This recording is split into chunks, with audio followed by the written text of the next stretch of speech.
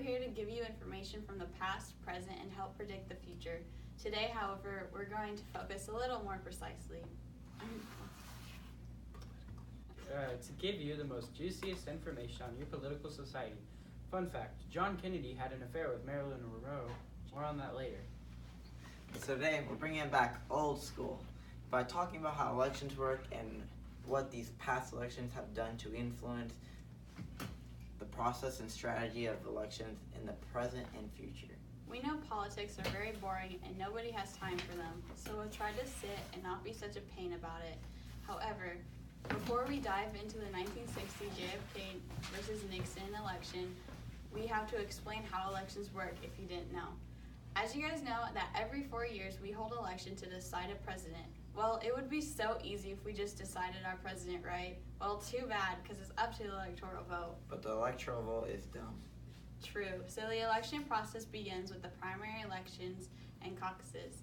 Primary elections are an election to select candidates to run for public office, and a caucus is a meeting at which local members of a political party register their preference among candidates running for office or select delegates to attend a convention, and then it moves to the nominating conventions, at which political parties each select a nominee to unite behind.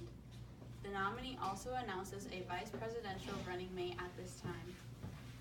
The candidates then campaign across the country to explain their views and plans to voters and participate in debates with the candidates from other parties. That's also where the propaganda kicks in, like Kennedy is a hoe, I vote no. The general election happens where the people cast their vote on who they want to be their next president. Alright, so in order to win an election, a candidate must receive a majority of at least a whopping 270 electoral votes. In the event no candidate receives a majority, the House of Representatives chooses the president and the Senate chooses the vice president. Alright, but enough about all this stuff. Let's get on to the JFK Nixon election.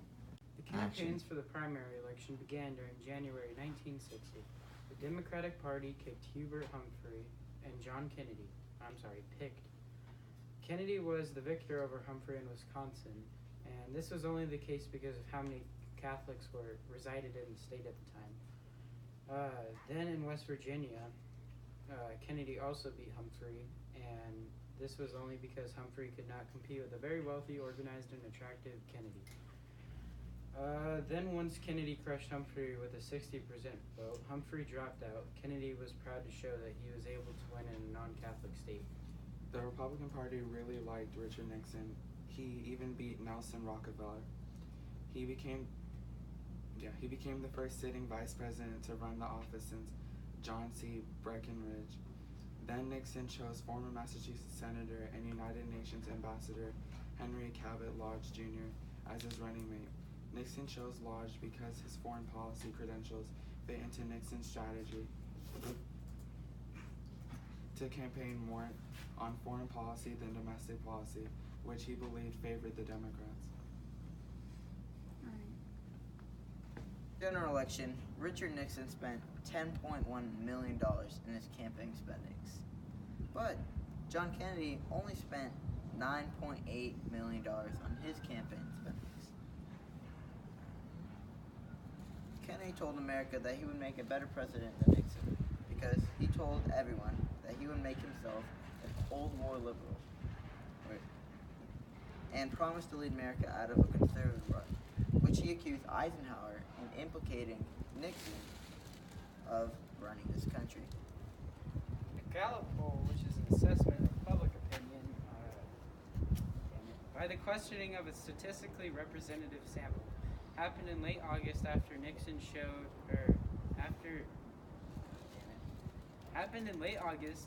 how Nixon and Kennedy tied at 47% each and 6% undecided. The elections between Nixon and Kennedy was the closest election because candidates in American history.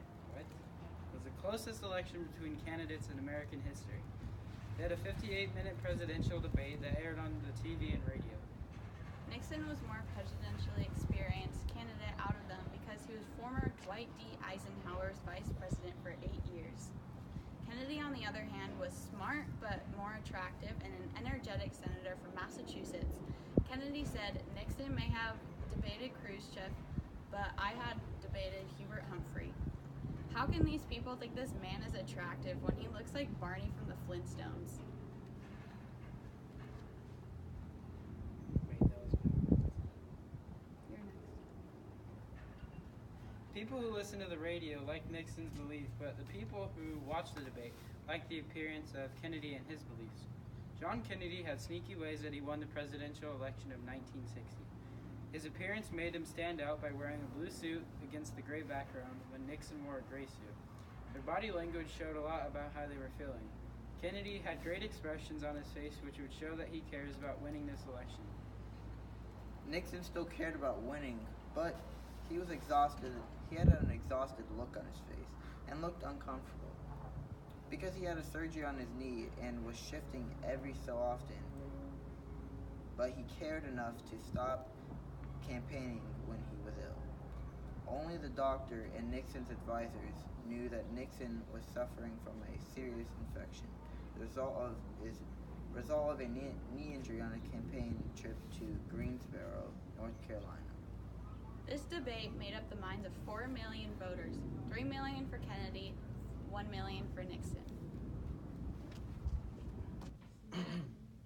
We believe that Nixon should have won the 1960 presidential election because he had stronger traits than John F. Kennedy and was more skilled for office. He had more experience in his life age-wise. Remember, younger isn't always better.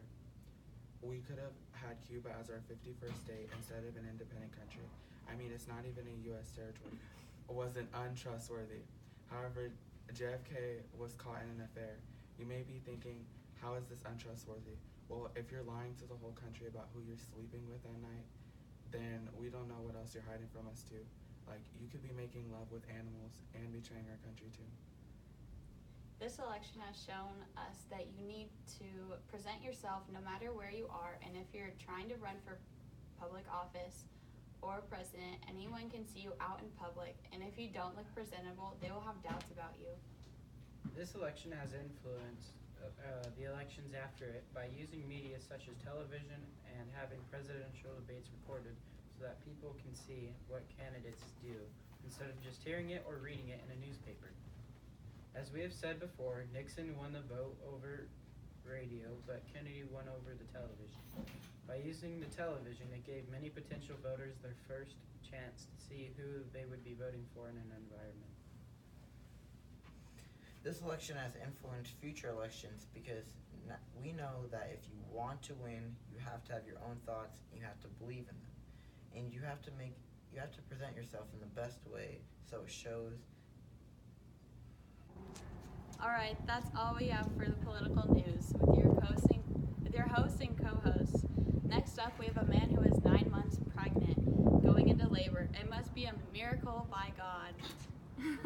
Stay tuned to find out if he'll give birth or if it will be another stamp on his miscarriage card.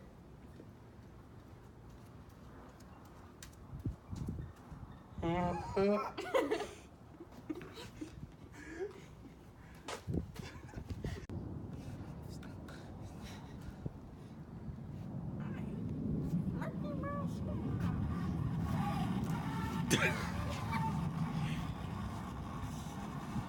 right, we have like 20 minutes. I'm sorry.